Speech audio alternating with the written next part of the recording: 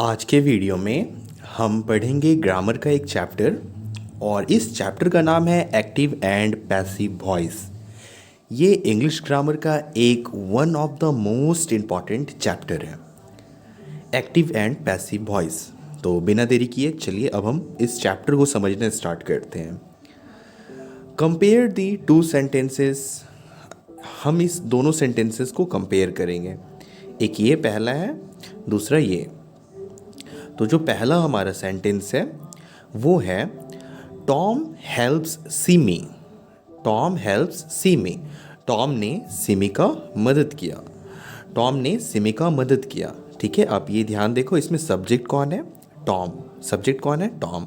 और ऑब्जेक्ट कौन है? सिमी। सब्जेक्ट उसे कहते हैं जो कोई काम को करता है। ठीक है, और ऑब्जेक्ट ये जो लास्ट में होता है इसे ऑब्जेक्ट कहते हैं। ठीक है, तो टॉम हेल्प्स सिमी। तो इसका अगर हम पैसिव वॉइस करेंगे तो पता है क्या होगा?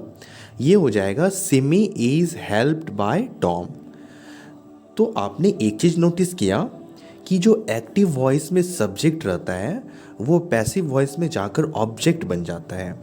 जैसे कि यहाँ पर जो सब्जेक्ट है एक्टिव वॉइस में वो है टॉम, पर अगर आप पैसिव वॉइस में देखो तो ये ऑब्जेक्ट बन गया है, और जो ऑब्जेक्ट था एक्टिव वॉइस में वो पैसिव वॉइस में सब्जेक्ट बन गया है। मतलब पीछे से ये आगे आ गया है और ये आगे से पीछे चला गया है।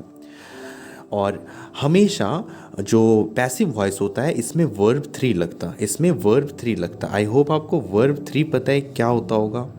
अगर आपको नहीं पता तो आप मुझे बोलना, मैं इसके लिए एक सेपरेट वीडियो बना दूंगा, फिर आप वहाँ से सारे वर्ब के फॉर्म को याद कर लेना। बट मैं ये उम्मीद करता हूँ कि आपको हेल्प का जो है वो थर्ड फॉर्म पता है होगा। हेल्प का जो थर्ड फॉर्म होता है वो है हेल्प्ड। ठीक है, तो Simi is helped bye Tom. Simi is helped bye Tom. और अगर आप देखोगे ना तो ये दोनों सेंटेंसेस बिल्कुल सेम है। Both the sentences have the same meaning but the constructions are different. पर ये जो सेंटेंस की बनावट है ना ये बिल्कुल डिफरेंट है। इन द फर्स्ट सेंटेंस, ये पहले वाले सेंटेंस में जो एक्टिव वॉइस के हैं, Tom is the doer of the action.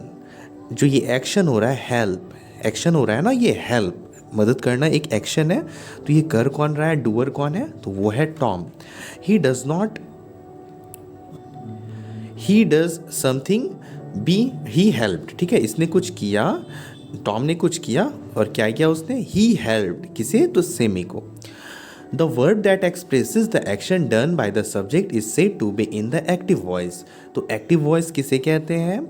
Active voice वैसे वर्ब को कहते हैं जो एक्सप्रेस करता है एक्शन जो सब्जेक्ट किया हो। ठीक है, जो डूअर है वो काम किया हो उसे ही कहते हैं active voice. In second sentence, अब दूसरे सेंटेंस में देखो, ये वाले सेंटेंस में, in second sentence the subject Simi is receiver of the action. और सिमी जो है वो रिसीवर है। ठीक है, उनका कोई मदद किया तो ये रिसीवर है किसी एक्शन का। Something is done to her. ठीक है, और क्या हुआ इसके साथ? She is helped. ठीक है, इसका किसी ने मदद किया। The verb that expresses what is done to the subject, वैसा वर्ब जो एक्सप्रेस करता हो ये कि what is done to the subject, मतलब सब्जेक्ट के साथ क्या हुआ, कौन से काम हुए, is said to be in passive voice. वैसे सेंटेंसेस को हम बोलेंगे पैसिव वॉइस। आपके लिए शायद यहाँ तक थोड़ा सा कॉम्प्लिकेटेड हो गया होगा, आई होप सो। अगर नहीं हुआ तो बहुत अच्छी बात है। ठीक है, बट अगर हो गया ना तो ये तो उससे भी अच्छी बात है, क्योंकि हम लोग अभी थोड़ी देर में ना इसे डिटेल्ड में पढ़ेंगे ताकि आपको हर एक चीज़ ना अच्छे से फिर से समझ में आ जाए। ठीक है, तो the verb that expresses what is done to the subject is said to be in passive voice. So voice is the form of the verb which show whether the subject does something or the subject has something done to it. ठीक है, तो voice में हम लोग पढ़ते क्या है? इस चैप्टर का नाम वॉइस जो है इसमें हम लोग पढ़ते क्या है? तो voice is the form of verb. Voice एक वर्ब का फॉर्म होता है विच शोज, वो जिससे दिखता है, वेदर द सब्जेक्ट, जिसमें दिखता है कि जो सब्जेक्ट है डज समथिंग, उसने कुछ किया, और the subject has something done to it, या फिर सब्जेक्ट पर किसी ने कुछ किया। ठीक है, दो ही चीज़ तो होती है ना, या तो सब्जेक्ट कुछ करता है उसे कहते हैं एक्टिव वॉइस, और सब्जेक्ट पर किसी ने कुछ किया उसे कहते हैं passive voice. Clear? It is as simple as देख लो, जैसे कि यहाँ पे टॉम हेल्प्स सिमी, तो टॉम ने क्या किया, सिमी का मदद किया। अब यहाँ पे लिखा है Simi is helped bye Tom, तो यहाँ पर जो है सब्जेक्ट उसकी उसमें उसमें जो है सब्जेक्ट उस पर कुछ हुआ, ठीक है, सब्जेक्ट पर कुछ हुआ, तो क्या हुआ, मदद हुआ सब्जेक्ट पर, किसने किया, तो टॉम किया, तो ये हो गया पैसिव वॉइस। अब हम लोग कुछ और सेंटेंसेस देखेंगे और आप देखना आपको बहुत आसानी से समझ में आ जाएगा। ही लव्स मी, वह मुझसे प्यार करता है, ठीक है, तो इसका पैसिव क्या हो जाएगा, मी का हो जाएगा I am loved by him. आप हमेशा याद रखना कि ये जो पैसिव वॉइस होता है इसमें जो वर्ब होता है ना वो हमेशा वर्ब 3 होता, ठीक है, तो लव का वर्ब 3 क्या हो जाएगा, लव्ड हो जाएगा, ठीक है। अब है they are cheering the king, ये सभी राजा के लिए चीयर कर रहे हैं। और देखो जहाँ पे आईएनजी रहता है ना, जहाँ पे आईएनजी रहा, किसी भी वर्ब में आईएनजी रहा तो वो continuous form of the verb है। क्लियर? वो continuous form of the verb है, और आपको जहाँ भी एक्टिव वॉइस में आईएनजी दिखा आप आँख बंद करके पैसिव वॉइस में बिंग लगा देना, और वर्ब 3 तो रहता ही है, ठीक है। तो देखो they are cheering the king, they are cheering the king, तो इसका पैसिव वॉइस क्या हो जाएगा, the king is being cheered by them. मैंने बताया ना जहाँ पे आपको आईएनजी दिखे वहाँ पे आप लगा देना बिंग, और हमेशा पैसिव वॉइस में जो वर्ब होता वो वर्ब 3 होता, तो चीयर का वर्ब 3 होता चीयर्ड, ठीक है, और दे का चेंज हो जाएगा देम में। चलो नेक्स्ट देखते हैं, आप बिल्कुल टेंशन नहीं लेना, अभी हम लोग आगे जब चैप्टर में पढ़ेंगे ना तो डिटेल में एक को करके पढ़ेंगे। नेक्स्ट है the Hunter shot the tiger, Hunter ने टाइगर पर गोली चलाई, the Hunter shot the tiger, तो अब इसका क्या हो जाएगा, तो देखो ये जो टाइगर है ये सब्जेक्ट बन जाएगा, तो क्या हो जाएगा, the tiger was shot by the Hunter, shot by the Hunter, ठीक है। तो आप बोलोगे कि सर यहाँ पे भी वर्ब सेम है, यहाँ पे भी वर्ब सेम है, इसको वर्ब 3 क्यों नहीं किए, तो शॉट का वर्ब 3 भी ना शॉट ही होता है। Clear? Next one is Tony will teach the child, Tony जो है वो बच्चों को पढ़ाएगा, तो ये क्या हो जाएगा, ये जो चाइल्ड है वो बन जाएगा सब्जेक्ट पैसिव वॉइस में, और हो जाएगा ये the child will be taught. अब देखो यहाँ पे हमेशा बाय लगा होगा, यहाँ पे भी बाय लगा है, यहाँ पे भी बाय लगा है, यहाँ पे भी बाय लगा है, यहाँ पे भी बाय लगा है, हर जगह बाय लगा है, तो ये हो जाएगा the child will be taught by Tony, the child will be taught by Tony, ठीक है। तो यहाँ तक जो हमने पढ़ा तो आपको दो बातें ध्यान में रखनी है। पहली बात ये कि हमेशा पैसिव वॉइस में वर्ब 3 लगता, और दूसरी बात ये कि पैसिव वॉइस में हमेशा बाय लगता, हमेशा बाय लगता, मतलब मोस्ट केसेस में, ठीक है। आगे जैसे से पढ़ेंगे वैसे से आपको बातें सारी समझ आएंगी, ठीक है। तो अब हम आगे देखते हैं। The following point come to notice as the sentence in the active voice is changed into the passive voice. Step 1. Step 1 is the object of the active verb is put in the subject position. The object, me, king, tiger and child of the sentence in the active voice are made the subject of the sentence in the passive voice. Since object have to be changed as subject, it follows that verb with object. तो यहाँ तक यही बात लिखी गई है कि जो मैंने अभी बताया ना वो सारी बातें यहाँ इंग्लिश में लिखी गई है, ठीक है। तो आपको इतनी इधर माइंड नहीं करना है। अब हम लोग आगे बढ़ेंगे। आगे जो स्टेप 2 में भी बातें लिखी है ये सारी बातों को मैंने आपको एक्सप्लेन कर दिया, और स्टेप 3 वाली भी बातों को कर दिया, स्टेप 4 वाले भी बातों को कर दिया, ठीक है। आप बस आप ध्यान से इस फोटो को देखो, इस डायग्राम को देखो। ये बहुत एक छोटू सा सेंटेंस है, समझने में बहुत आसानी होगी, ठीक है। तो सेंटेंस है क्या, एक्टिव वॉइस का सेंटेंस है, दैट्स क्लियर। ये एक्टिव वॉइस का सेंटेंस है और है ही हेल्प्स मी, ठीक है, क्लियर, सिंपल सा सेंटेंस है, ही हेल्प्स मी।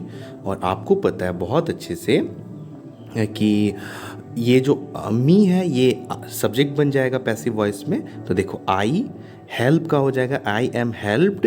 हेल्प्ड क्यों हुआ? क्योंकि मैं बार बार रिपीट कर रहा हूँ कि पैसिव वॉइस में जो वर्ब है उसका वर्ब 3 हो जाएगा, वो वर्ब 3 बन जाता, ठीक है।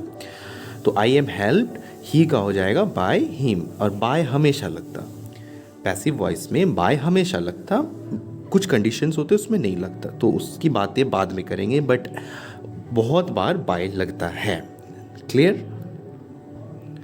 देखो हम लोग आगे बढ़े इसमें। इससे पहले आप खुद से पूछो कि क्या आपको प्रेजेंट टेंस किसे कहते हैं ये पता है, पास्ट टेंस किसे कहते हैं और फ्यूचर टेंस किसे कहते हैं ये पता है। अगर आपको पता है तो वेरी गुड, अगर आपको नहीं पता ना, थोड़ा सा भी डाउट है ना, तो आप कमेंट सेक्शन में कमेंट करना, मैं कोशिश करूँगा वीडियो उससे रिलेटेड बना देने का, ठीक है। तो चलो अब यहाँ से ध्यान से पढ़ना, क्योंकि यहाँ से कुछ इंपॉर्टेंट बातें हैं। Passive voice forms of the verb. The verb has 3 tenses. किसी भी वर्ब के 3 टेंसेज होते हैं। प्रेजेंट टेंस यानी कि वर्तमान समय, प्रेजेंट टाइम, ठीक है, पास्ट टेंस यानी कि जो बीत गया, भूतकाल, ठीक है, और फ्यूचर टेंस जो कि आने वाला है फ्यूचर में, ठीक है। तो ये तीन फर्स्ट, सेकेंड एंड थर्ड, ये चीज़ें आप समझ गए ना। तो देखो क्या होता है, हर एक टेंस के ना और 4 सब पार्ट होते हैं। हर एक टेंस के सबके 4 पार्ट होते हैं। तो पहला है each tense has the following 4 forms. हर एक टेंस के ना 4 और फॉर्म होते हैं। आई होप आप उनके नाम जानते होंगे, ठीक है। तो पहला है सिंपल प्रेजेंट या पास्ट प्रेजेंट या फिर सिंपल फ्यूचर टेंस। दूसरा है present continuous tense, past continuous tense या फ्यूचर कंटिन्यूअस टेंस, ठीक है। Present continuous tense, past continuous tense या फ्यूचर कंटिन्यूअस टेंस।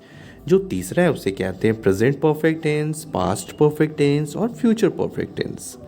और जो चौथा होता उसे कहते हैं present perfect continuous tense, past perfect continuous tense और future perfect continuous tense. Clear?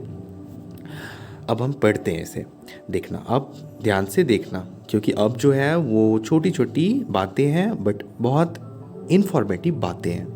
तो आप कैसे सीखोगे? अगर आपको किसी में भी डाउट है ना कि सर मेरे को नहीं पता कि पास्ट परफेक्ट टेंस किसे कहते हैं, ठीक है, या पास्ट परफेक्ट कंटिन्यूअस टेंस किसे कहते हैं ना, तो आप बेझिझक कमेंट सेक्शन में लिखना, ठीक है, ताकि मुझे भी तो पता चले ना।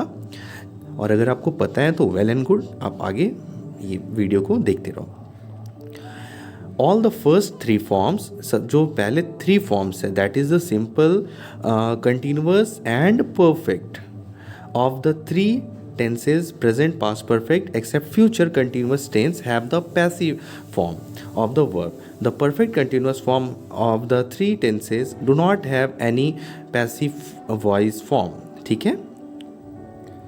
अभी जो बात मैं आपको बताने जा रहा हूँ, इस बात को आप अपने बुक में लिख लेना या फिर कहीं नोट बनाकर लिख लेना, क्योंकि इससे इम्पॉर्टेंट बात कुछ भी नहीं है, ठीक है। तो जो बात मैं बताने जा रहा हूँ आप ध्यान से सुनना। हम वैसे ही टेंसेस का पैसिव वॉइस बना सकते हैं जो सिंपल, कंटिन्यूअस और परफेक्ट हैं। हम वैसे सेंटेंसेस का पैसिव वॉइस नहीं बना सकते जैसे परफेक्ट कंटिन्यूअस, ठीक है, इसका हम लोग नहीं पैसिव बना सकते, ठीक है। और फ्यूचर कंटिन्यूअस टेंस, इसका भी हम लोग नहीं बना सकते पैसिव। तो यहाँ पर लिखा गया है except future continuous tense have the passive voice form of the verb, ठीक है। The perfect continuous form of the 3 tenses do not have any passive form, ठीक है। ये जो परफेक्ट कंटिन्यूअस टेंस है इसका भी पैसिव फॉर्म नहीं बनता। अब इस टेबल को पढ़ते हैं, आप बिल्कुल ध्यान से पढ़ना। देखो अगर कोई सेंटेंस जो कि सिंपल प्रेजेंट में हो, ठीक है, सिंपल प्रेजेंट में हो, तो उसे कैसे लिखेंगे एक्टिव वॉइस में? एक्टिव वॉइस में होगा he writes a letter, he writes a letter. और आपको पता है कि ये जो लेटर है पैसिव वॉइस में आगे आ जाएगा, तो कैसे लिखाएगा? ए लेटर इज, और राइट का थर्ड वर्ब 3 क्या होगा? राइट का वर्ब 3 होगा रिटन, तो a letter is written by him, he जो चेंज हो जाएगा हिम में। क्लियर। सेकंड, अब कंटिन्यूअस है, और कंटिन्यूअस में मैंने बताया था कि जहाँ पर भी आईएनजी लगा आपको एक्टिव वॉइस में, वहाँ पर आप आँख बंद करके पैसिव वॉइस में बीइंग लगाओगे, BEING बीइंग, ठीक है। तो हमारा सेंटेंस है कंटिन्यूअस टेंस में, he is writing a letter, he is writing a letter. तो इसका पैसिव फॉर्म कैसे बनेगा? तो सबसे पहले तो ये ए लेटर इज बीइंग, और वर्ब 3 हो जाएगा राइटिंग का रिटन, ठीक है, और by him, as simple as that. Clear. अब आता है परफेक्ट। परफेक्ट में हमेशा हैज़ बीन लगाना है, ठीक है। बीन तो उसमें लगेगा, BEEN बीन, जहाँ पे भी आपको हैज़ दिखाना, हैज़, हैव, तो वहाँ पर बीन लगेगा ही पैसिव वॉइस में। क्लियर। और जहाँ कंटिन्यूअस रहा ING, वहाँ पे क्या लगेगा? वहाँ पे बीइंग लगेगा, BEING। एक बार फिर से ये परफेक्ट प्रेजेंट परफेक्ट का एक बार सेंटेंस पढ़ लेते हैं। सेंटेंस है एक्टिव वॉइस में, he has written a letter, he has written a letter. आपके माइंड में शायद क्वेश्चन आएगा, सर कि यहाँ पे तो रिटन लिखा हुआ है, ये तो पहले से ही वर्ब 3 है, तो इसका क्या करेंगे? तो बाबू जो ये होता है ना परफेक्ट टेंस, उसमें वर्ब 3 लगता ही लगता है, ठीक है, एक्टिव रहे चाहे पैसिव रहे। तो इसमें देखो, he has written a letter है, तो हमको पता है कि ये जो पीछे ये आगे आ जाएगा, तो ये जब आगे आएगा तो इसमें इस तरीके से लिखेंगे, ए लेटर हैज़ बीन। हाँ, तो आई वॉज सेइंग कि जब भी परफेक्ट टेंस हो ना, तो उसमें he has written a letter है ना, तो ये तो ए लेटर पहले उस उधर का सब्जेक्ट बन जाएगा, तो लिख दिया हमने ए लेटर, और ये हैज़ रिटन है तो ये हो जाएगा हैज़ बीन। जहाँ पर भी आपको परफेक्ट दिखे वहाँ पर ये वर्ड आप लगा देना, बीन, आँख बंद करके, ठीक है।